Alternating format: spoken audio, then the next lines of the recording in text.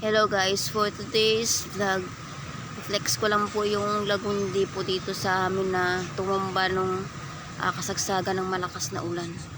Natumba po siya mga ka-idol, puno po ito ng lagundi. Ayan. Itong puno na to guys, napakalaking tulong po pala itong mga ka-idol sa may mga ubot, sipon. Hugasan lang po ng maigi yung kanyang dahon, tapos ilaga lang po ng maigi.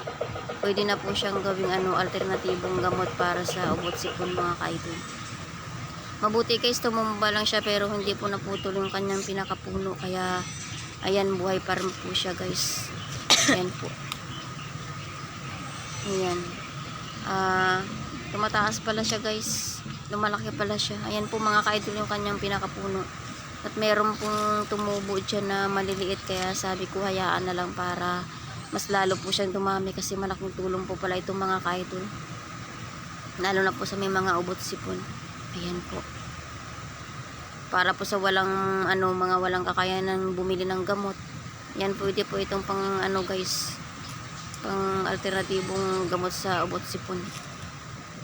Binibenta pa pala itong mga ka-idol kasi ginagamit daw po ito sa ibang factory sa paggawa ng gamot. Ina-extract po siya mga ka-idol sa ibang klase ng gamot. Thank you for watching guys, until my next video. Bye bye.